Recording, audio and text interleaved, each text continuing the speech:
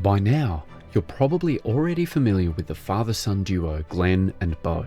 They've done a lot of work together over the past few years, restoring a lot of different vehicles. By far, the most challenging and arduous project yet has been the Tiger One, and it all started with the turret. It came in pieces that could have been mistaken for a pile of scrap, but with enough heat, pressure, and patience, these two blokes made some real magic happen. With that done, it went on display in the Wehrmacht Hall until the rest of the tank was built.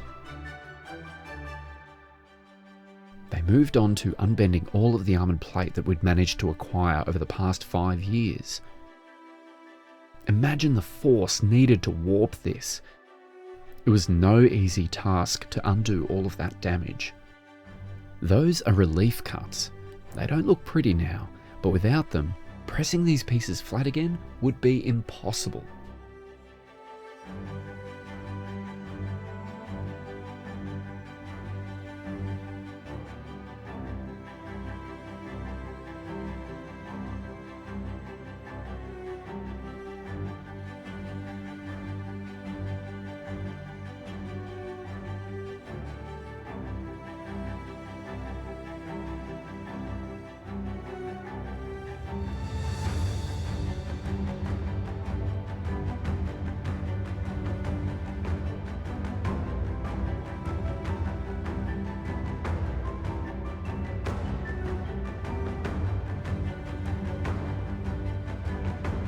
Now for the hull. This is the biggest vehicle we have had in the workshops by far.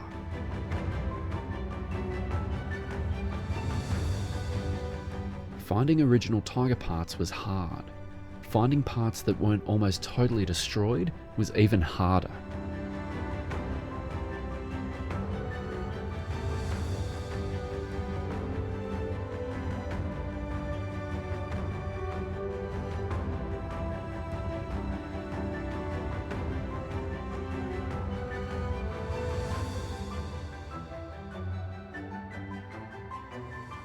Glenn and Beau worked away tirelessly for nearly a whole year on this part of the tank.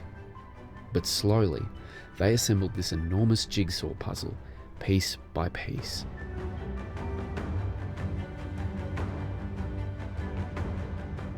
Most of our parts came from a single tank. However, where we could, we managed to incorporate pieces from other Tiger tanks as well. We reasoned that this was better to have more original parts than fabricated.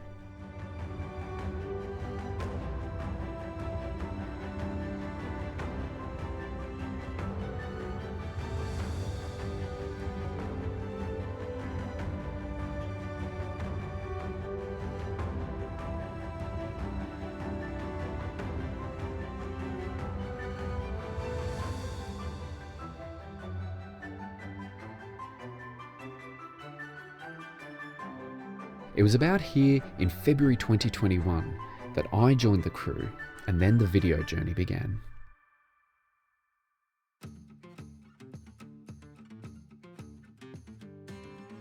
The first thing we filmed was making the roof support beams. These beams will be supporting the turret once it's fitted to the roof. They have to be strong enough to hold between 7 and 10 tonne. We spent over 5 years sourcing parts for the Tiger One before commencing the build in 2020. These parts varied greatly in condition. So where we've been able to, we've incorporated the original parts with new pieces that we've fabricated ourselves.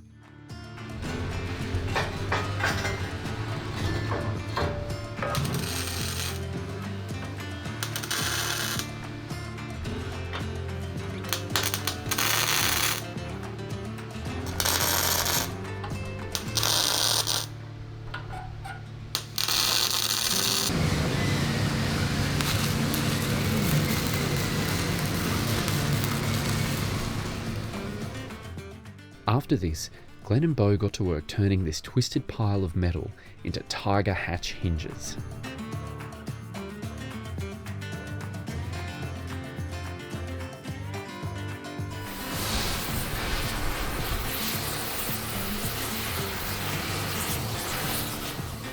Now it's time to free them up.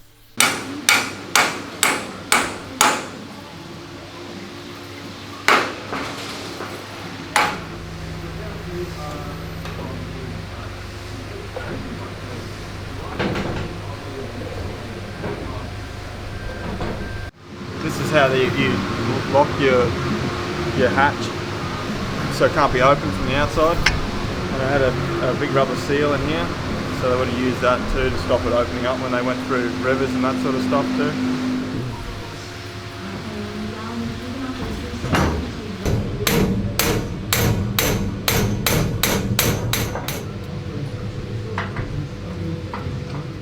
Bo must test fit the hatches now to make sure he has bent them to the correct angle.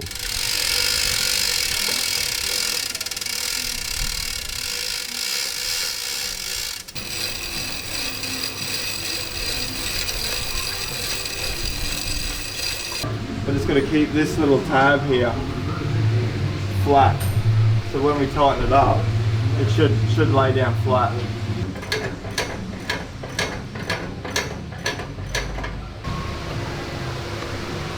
Obviously stop them squashing their heads. So. Yeah. Onto the mudguards now. We were very lucky to get a full set of these. We're going to use this on the right hand rear. And this one's left hand rear. So the middle. Another middle. Pretty hard to find photos of them with all their mud guards in perfect condition. They're pretty much all mangled, unless they're brand new, yeah. This one's a lot straighter. Well, this one's got all the cool battle damage. So we could probably make this one work. These mudguards stick out a long way from the main hull and are the first things to get damaged when the tank enters a narrow lane in a town or a forest. Bo starts by straightening the gussets using a blowtorch to soften the metal. Then, he hammers it as straight as he can. Sometimes one hammer just isn't enough. I'm going to use two hammers instead of just going backwards and forwards. One actually like a dolly, so the other one's behind. You can straighten things better with two. These small blocks were welded onto the side of the tank for the mudguards to screw into, rather than the factory workers trying to drill holes into the thick armoured plate. On some of the guards, the whole block has been torn off.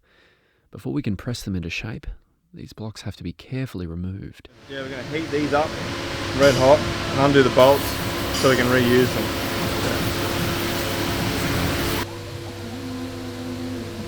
With the bolts and blocks removed, it's time to flatten the guards back out.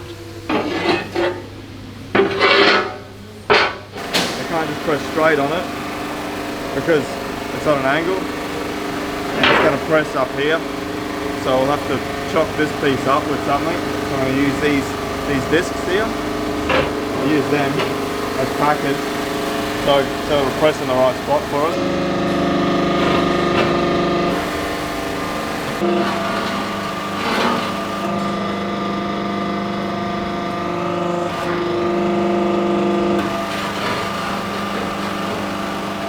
There's a high spot, I try to put that directly underneath the ram, try and squash it down flat, we go just a bit past, and then it usually springs back straight.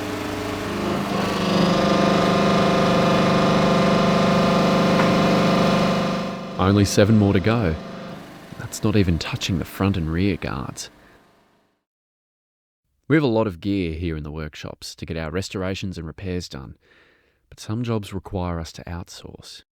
The lads at Luxury Yacht Refinishes in Cairns have just finished sandblasting the roof back to bare metal. In Europe, bare metal can remain out in the open for a long time.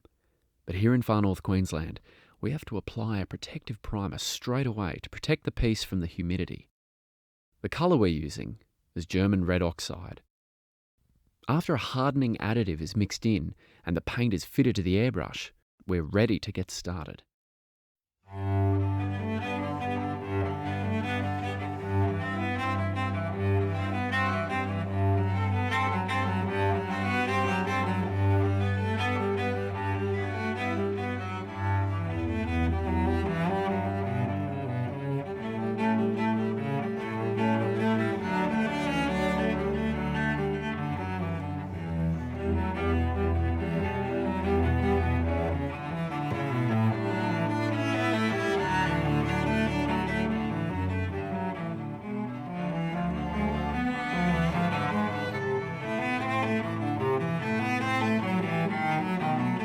back in the workshop, and Bo has all the mudguards straightened, and Jesse's giving him a hand to test fit them.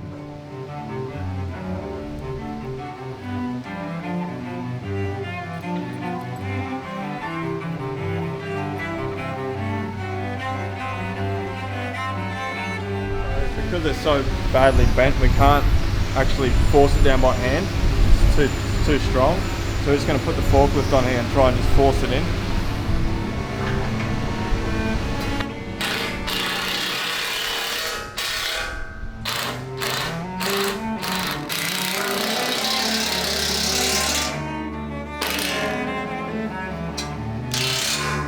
They're much straighter than what they were, and we've preserved all the cool battle damage Bo was talking about earlier.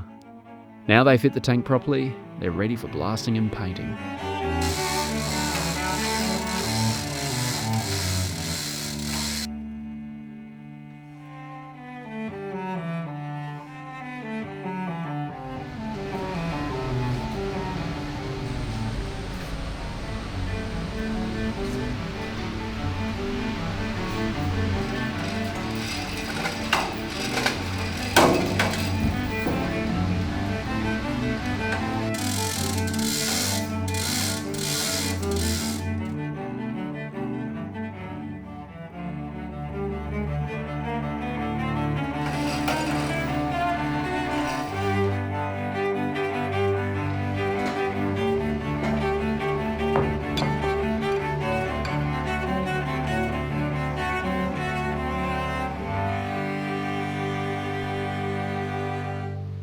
Time to weld in the roof.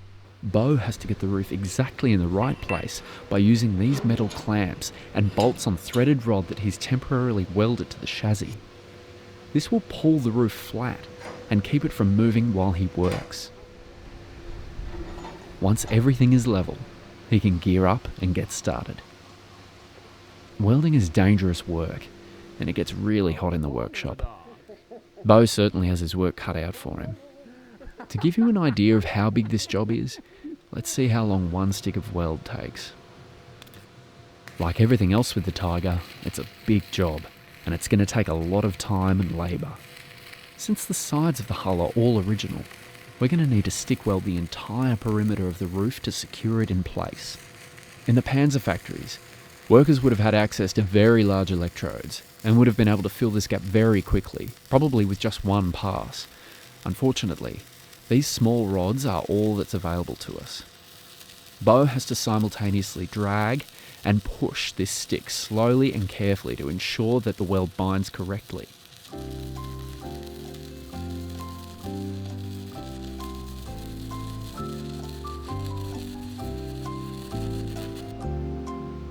Over 40 seconds per stick. We've got to fill this whole gap up. Yeah. Well, and that was one rod. How many rods are you going to go through? Well, that was one. Probably for the whole thing, for a couple thousand.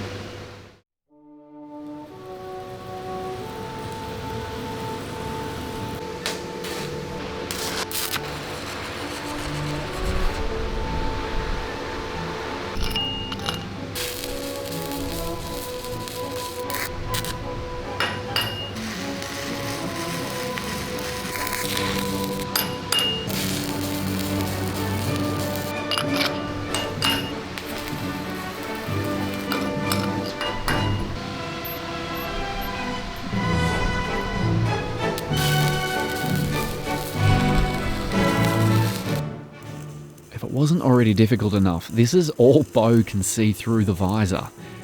This shield activates as soon as it detects harmful rays and dims everything down to a safe level to work at. Unfortunately, it also dims everything else.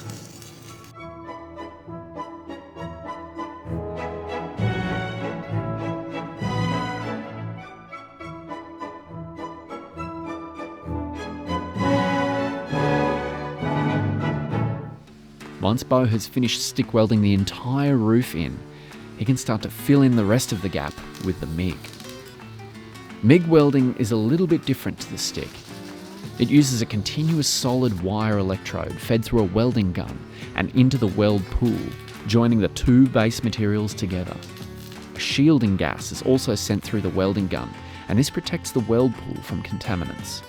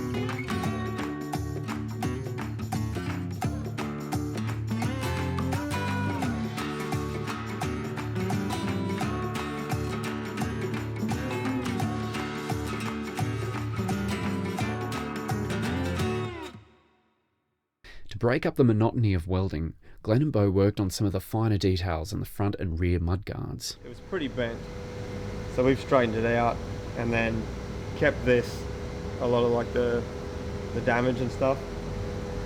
It was missing a few of the hinges, so we've had to make some, copying the original ones. This is a picture of an early Hull Tiger, but they've all got the same mudguard holder. So I've made this thing here spring loaded, and it's to hold the mudguard in place to stop it moving around too much when they're driving. We've been collecting parts for over 5 years, and even though we've found some incredible pieces, some parts were just impossible to find. We had 3 right-hand mudguards, front mudguards, and we've had no choice but to make a left one, so we thought we'd just use an original one instead of making a new one. That's obviously better.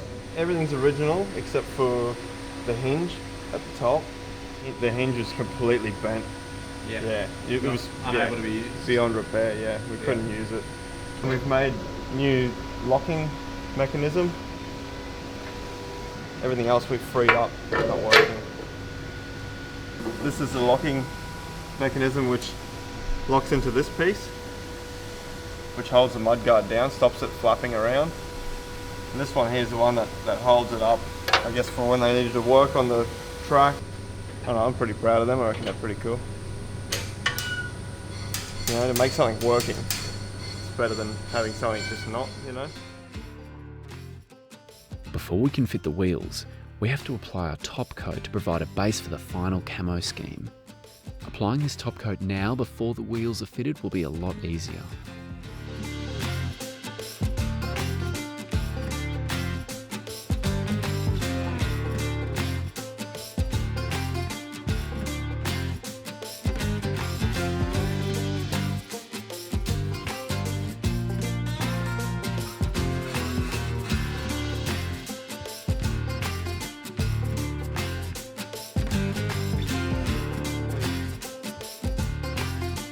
One of the most critical pieces of the Tiger One wheel assembly are these, bananas.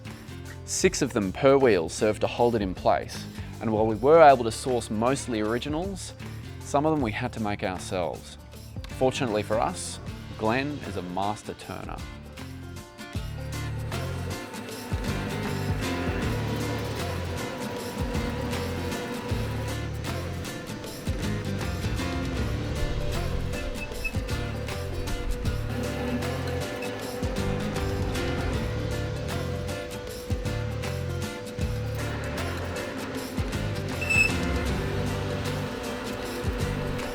But this is the correct thickness. Yeah. That's the correct thickness, that one.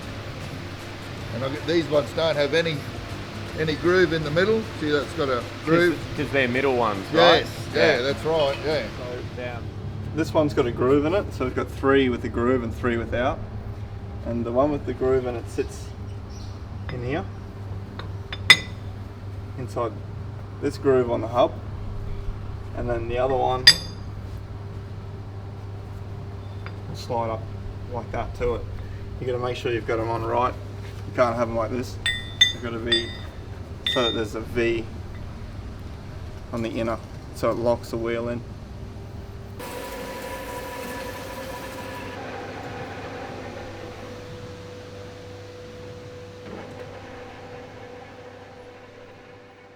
It all seemed like smooth sailing. Everything was ready to start fitting the wheels until we came across a small problem. A lot of our wheels are like really badly damaged, it's like distorted. The inner is just, yeah, not round at all. Pretty much like out of shape. The outside's not as bad, as long as the banana can pull on and pull it together, then they'll work.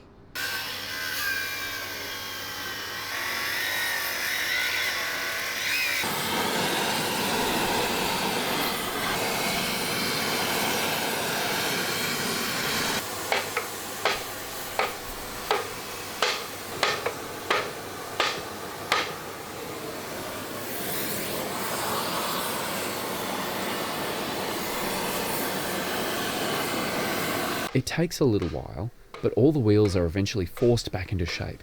Now it's time to get them on the hubs.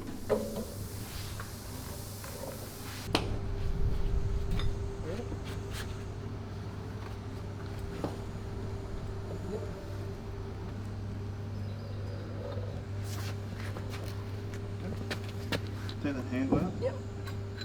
Just to make it harder.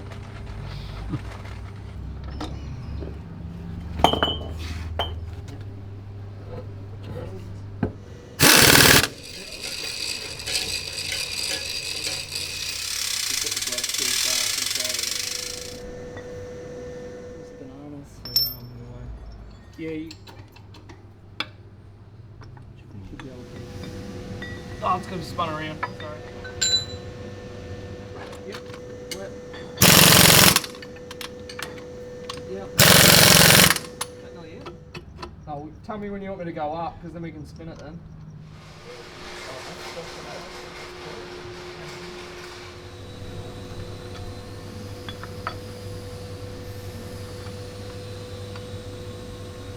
Move it out or turn it?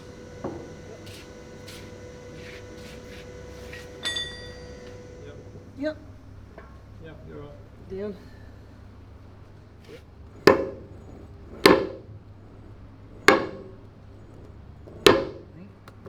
Yeah. That's it. Just hold him and we'll have to try and put some bolts through now.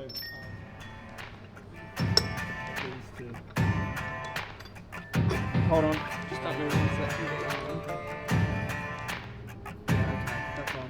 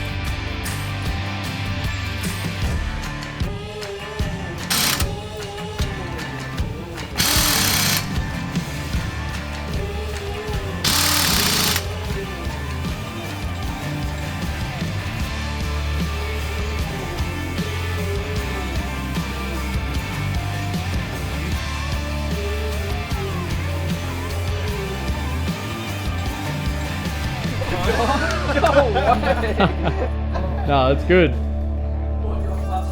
Get out of The Tiger One has a lot of field equipment and tools. Don't worry, we eventually found the correct shovel. They're all held in place with little clips like these ones. The originals are so badly damaged though, that we've had no choice but to make new ones. It's pretty tricky, pretty fiddly to get everything right, and have the latch just go over center so it holds it in and everything. You've got to, everything has to be pretty much perfect, yeah, with this. Okay. Down. Yep. I came across Jesse trying his hand at pressing some clips. It's definitely not as easy as it looks.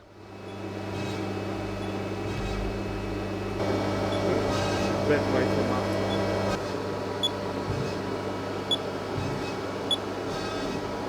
Once they're pressed, assembled and painted, they have to be mounted in the perfect position on the top deck.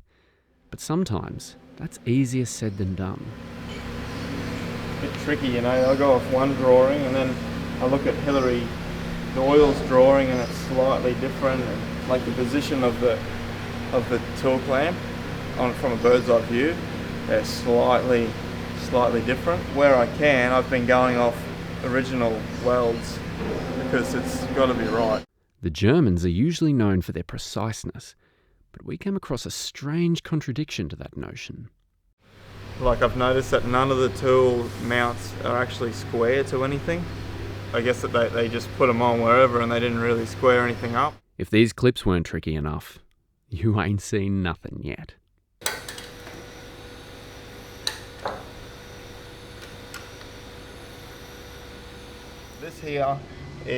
This is the reason why we're making these wing nuts. It's because this is one of the wing nuts that was on a latch on one of the back hatches of the tank. So as you can tell, How did it get? So that was a wing nut. it's a wing nut with thread and a shaft here. Yeah, What happened to it? it's just like completely corroded. It's just been sitting there rusting away for almost 80 years or so. So yeah, that would have been that.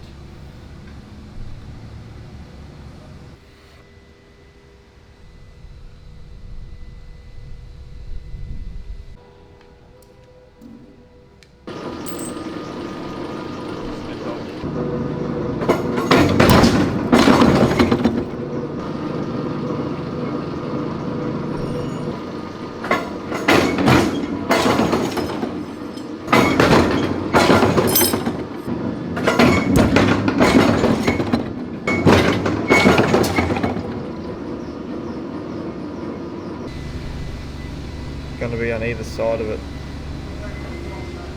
We just have to round these up.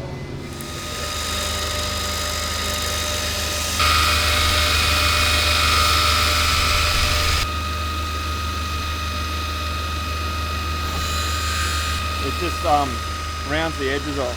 It takes that sharp edge off from when you've been grinding it or cutting.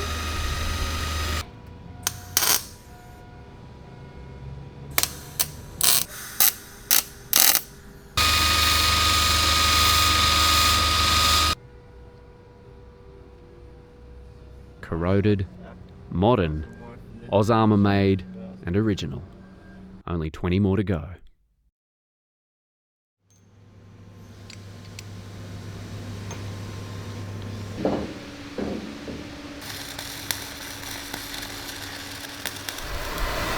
One really interesting thing Glenn worked on was this toe set. It's just amazing how busted up it was.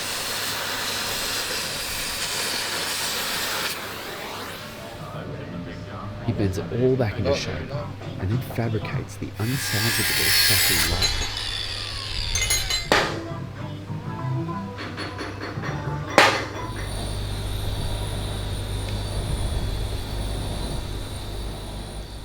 Not bad at all. Bo was also hard at work on accessorising the Tiger One. So these are our cleaning rods. We've had to make the handles because they're extremely hard to come by. Undo your wing nuts. That was just to hold them in place. This one still works too. Still got the spring, everything in it. Still works. This is a fire extinguisher mount. And the fire extinguisher's over there too, which is pretty cool. Something like that. We have to make all of this work. Pretty hard to find detailed pictures of the fire extinguisher on the back of the Tiger. I found photos of a King Tiger and it would have been a very similar way. It would have just been a block welded underneath, tapped with a thread, and that would have just bolted straight through these holes into those tap blocks. So that hole and this slot was so you've got movement for your machine gun.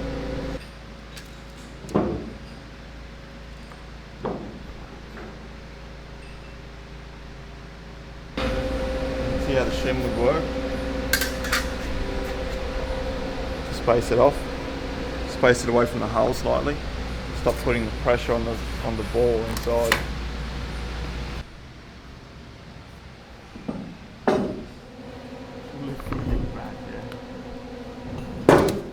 It's been quite a few weeks getting the mounts, locks, latches, nuts and bolts all finished.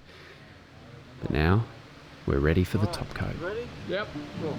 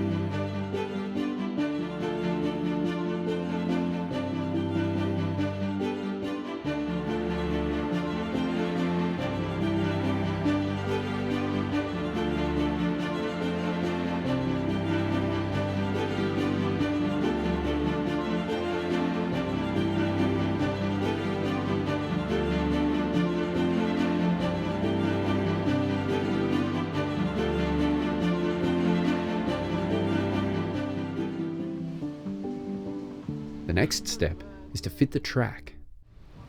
Yeah, well, static it's fine, but then this will be alright. Yeah, this will.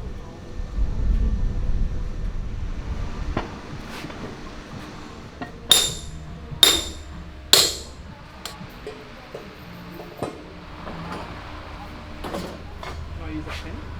Yep. It'll make its way. Right. That's it.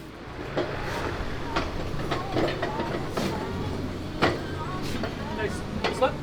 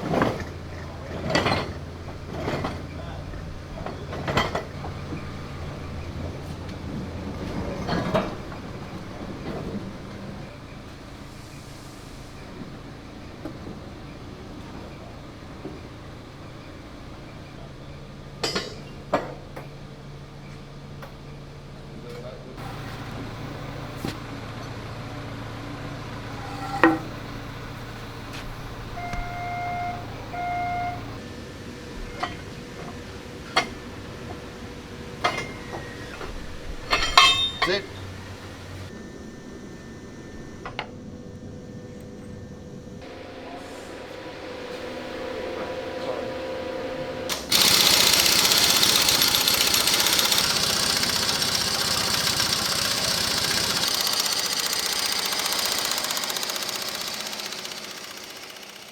Time to take the turret out of the museum off display and into Glenn and Beau's workshop.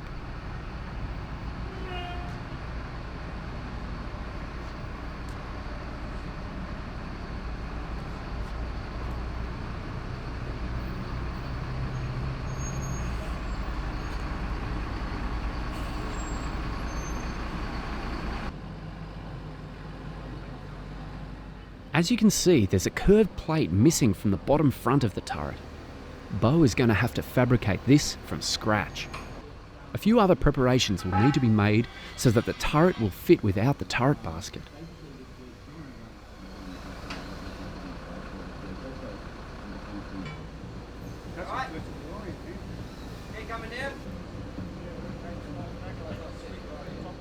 Beau has also handmade this storage box for the rear of the turret. So they started off with Panzer III storage bins actually. When they got rid of the vision port on the rear of the turret, they started making bigger bins. They actually had a different type of this which had cutouts in it on the sides, whereas this one's just straight for a later model sort of Tiger without the vision port. You just can't find these. As you can see, it'd be such thin material and would have been the first thing to get damaged on the outside of the tank. So it's pretty hard to come by this type of thing. Every now and then, though, we come across things we never thought would be possible to obtain, like this light cover.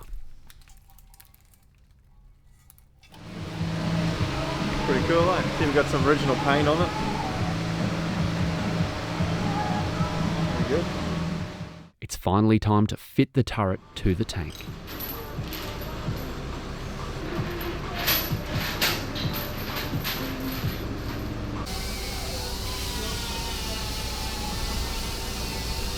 Good lift. Now. Here we go.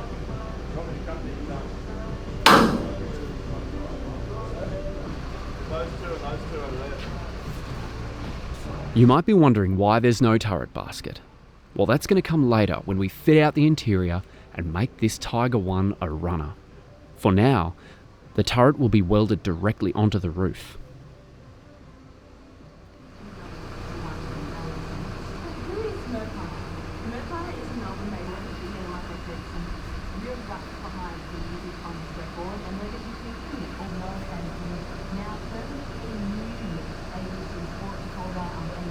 The turret, it turns out, weighs in at over 10 tonne. It's really tricky to get in the right spot. About 30 mil.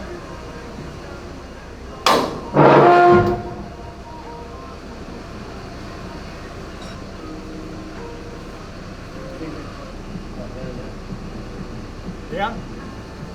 That centre.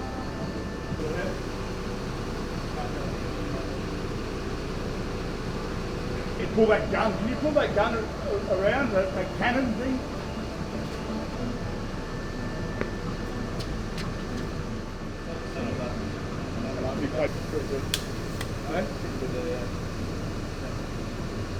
After an hour of crane work and minute adjustments, we finally get it fitted. And what a sight it is to behold.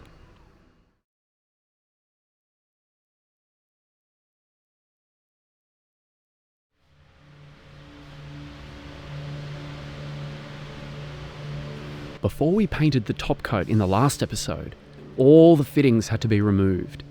Now that the turret is on, putting everything back in its place is the final step before we paint the camo scheme.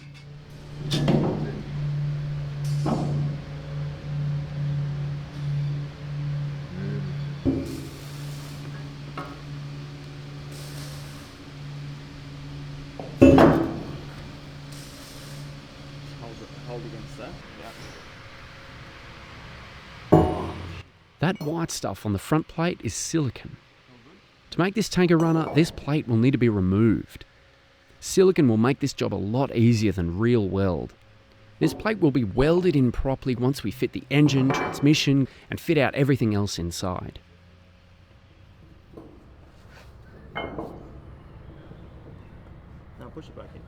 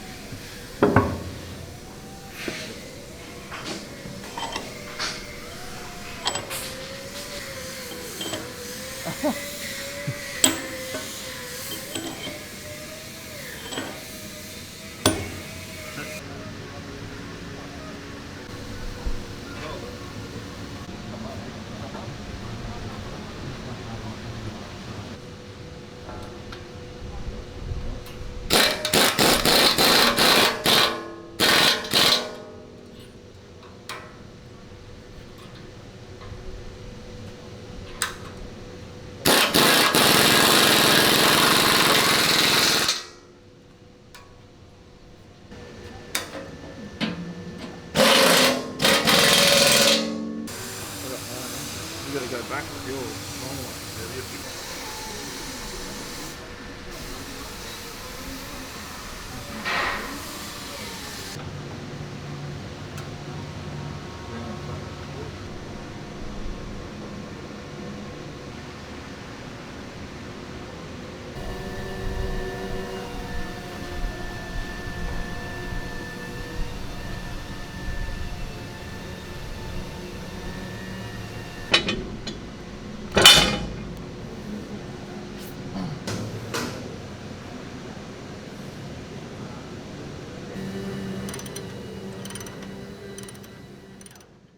We hit the jackpot and managed to obtain a full set of original periscopes in perfect condition.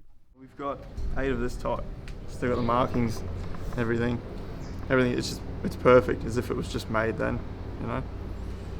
Even the rubber, like the rubber is still soft. Right, so your longer piece goes up, Yep.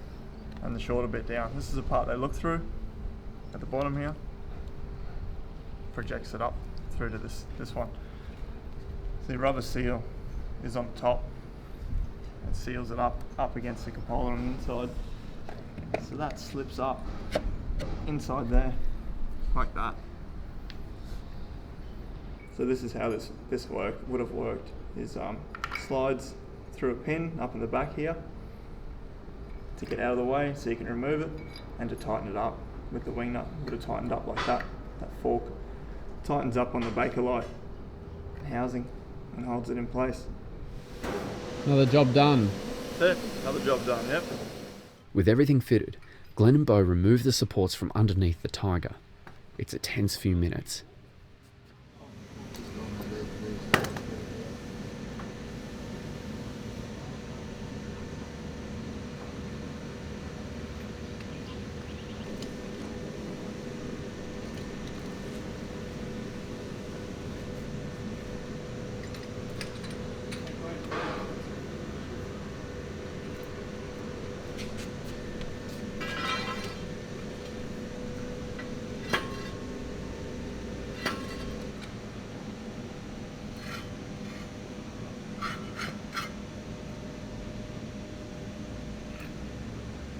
Leave that one under a bit.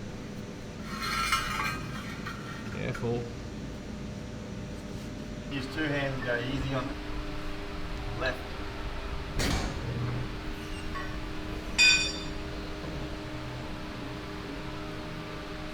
Yeah. Maybe when you lift yourself up on it, it might. No.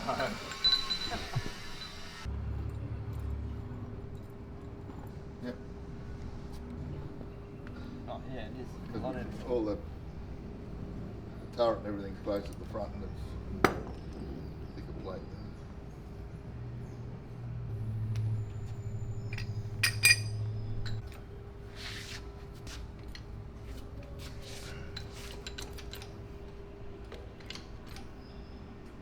No. Who came out then?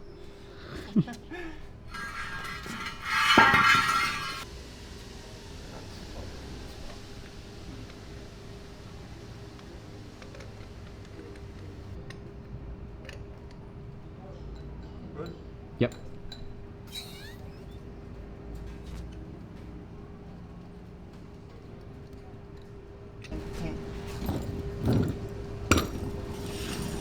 So that's it.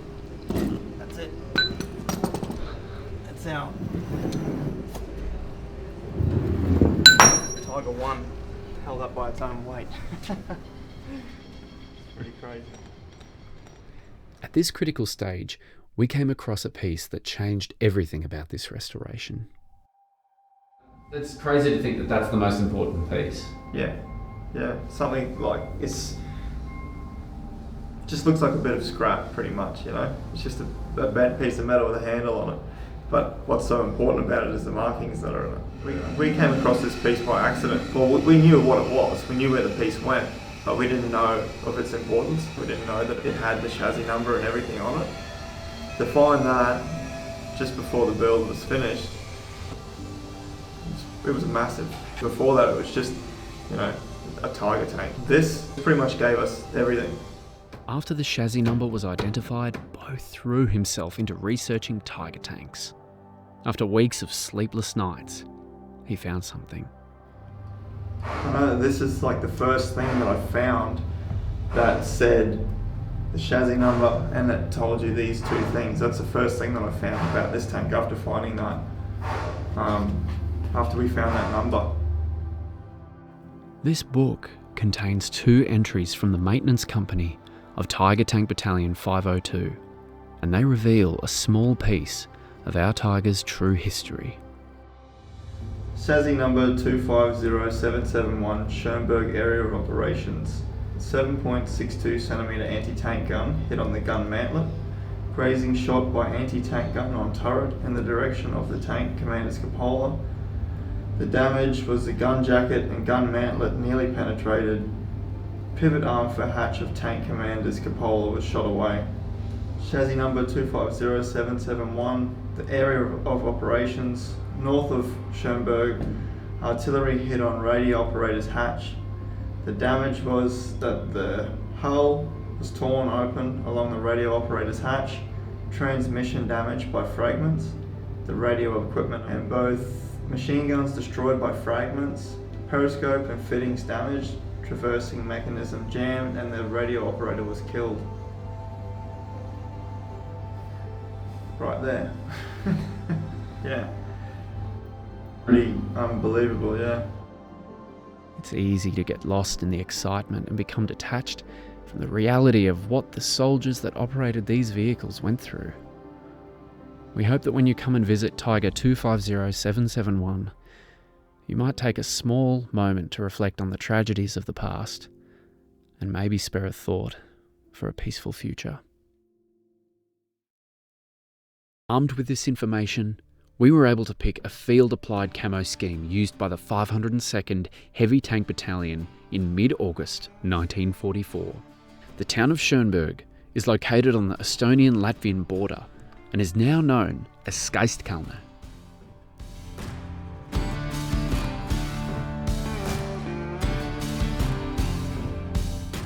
Finally, we're ready to get started. Let's answer the question of Zimmerit paste once and for all. Yes, Zimmerit will eventually be applied. When we have the components ready to make it a runner, the tank will need to be disassembled back at the workshop.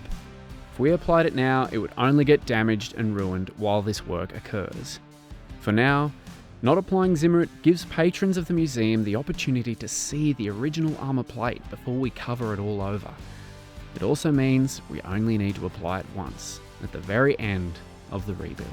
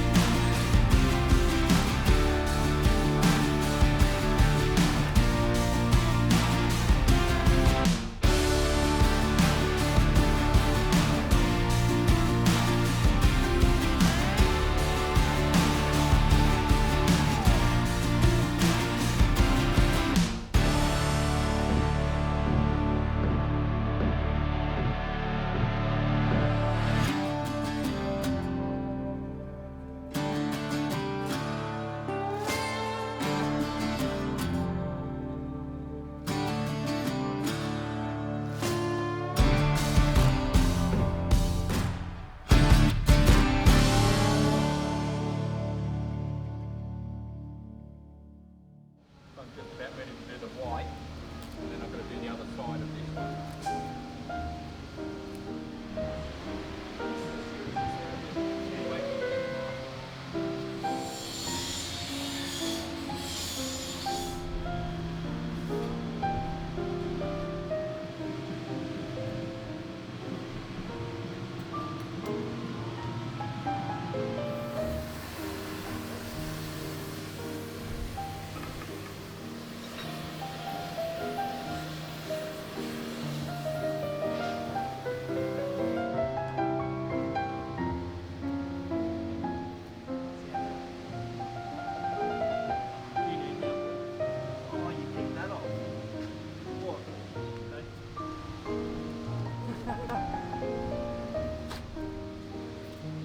I really wanted to protect it, see?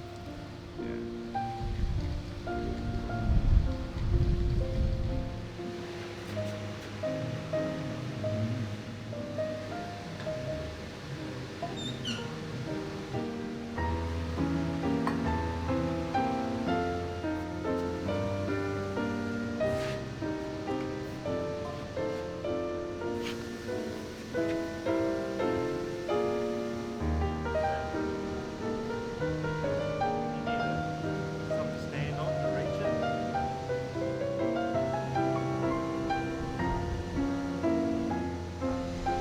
Long way down. Bottom, you know? Oh, go one way, the tags will be put on.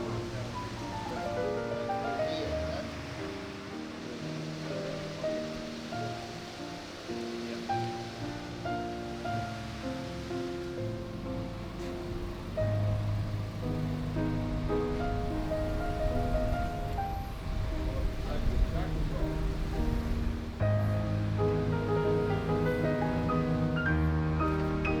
How far is it away from your side?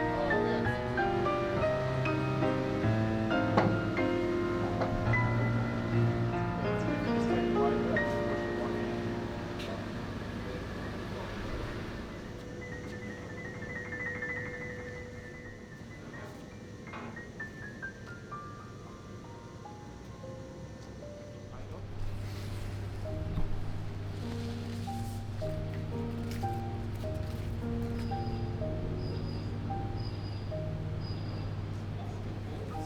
That's it. It's finally finished.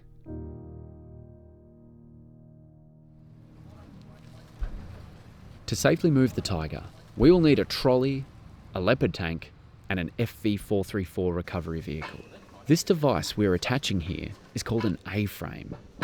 The rigidity of the A-frame makes steering the immobile Tiger 1 possible.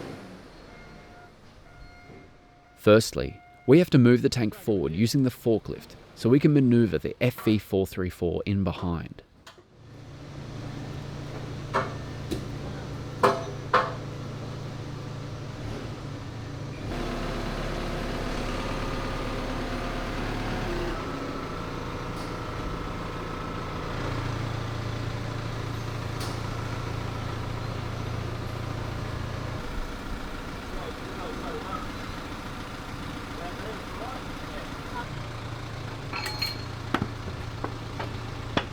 Once the Tiger is brought to the edge of the slope, the recovery vehicle can be strapped to the rear of the tank, which will add an extra measure of safety and control.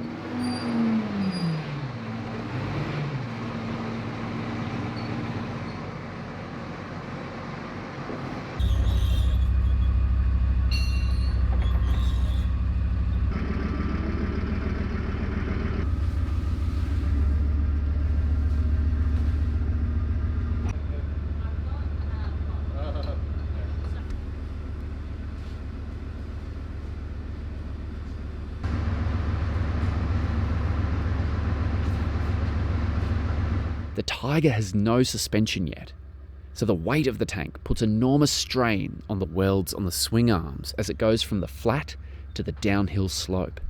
It's a really tense moment.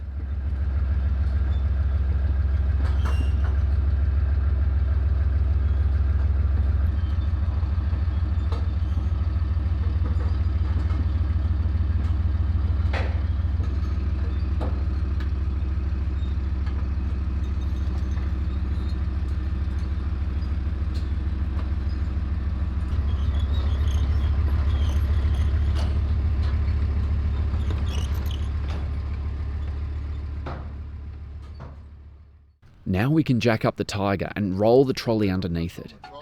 This trolley will make it easier to manoeuvre around the other displays and tight corners inside the museum. It will also relieve the strain on the swing arm welds.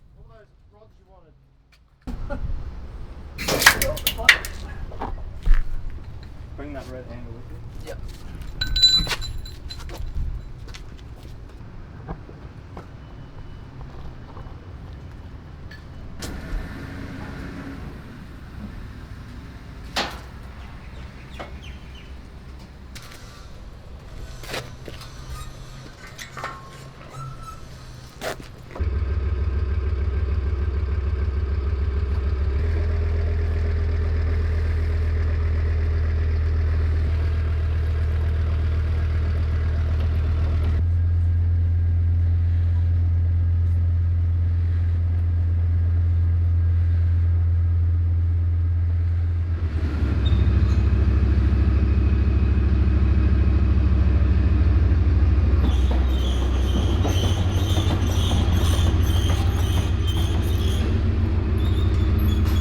It's much easier to see the imperfections in the stunt Tiger from Fury next to our real one.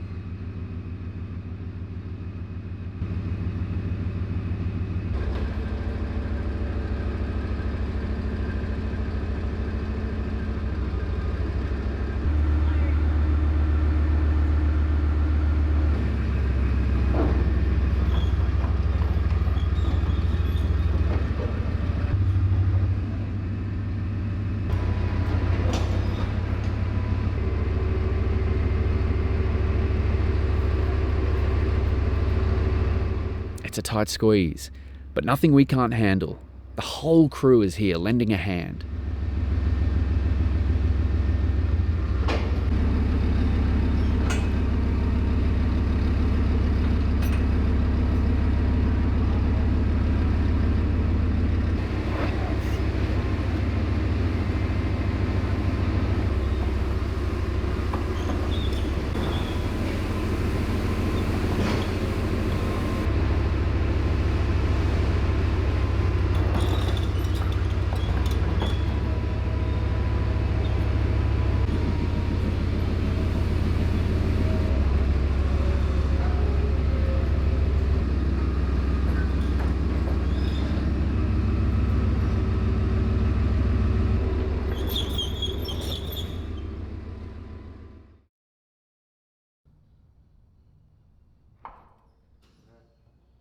It's kind of sad, What is? like to see it here now, you know, not just in the workshop. You spend so much time on it, building it, and you know, you sort of not become attached to it, but like you become familiar with it, and then you just take it out and you just start your next project. Then you're like, oh. You sort of have no attachment to that new vehicle yet until you start getting on a bit of a roll with it. So it's nice to come back and have a look at it.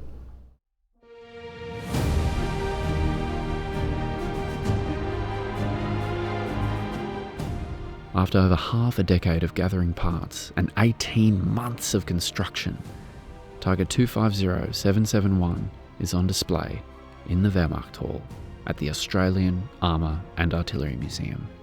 Part of the Tiger 1 exhibition includes some pieces we had left over from the build.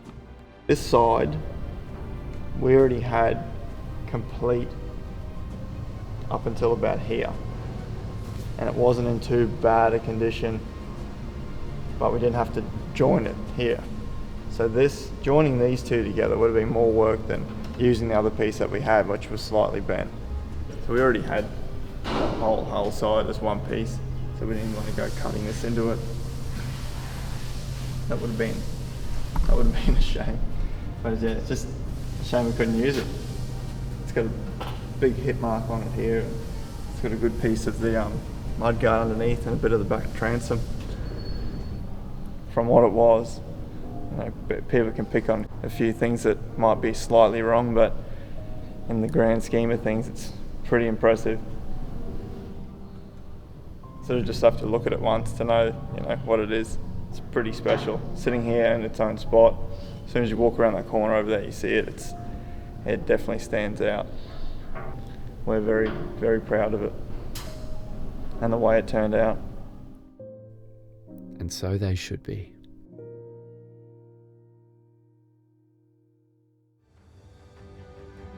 Since this series finished, we've started looking for parts to make the Tiger a runner. It's going to be a long journey and is probably a few years away from being started, but that is something we'll definitely include in a video series in the future. Thank you very much for joining us. We'll be back on our regular restoration videos next week. So be sure to subscribe so you don't miss any updates. So until then, I'm Kurt from Armour, and I'll see you on the next one.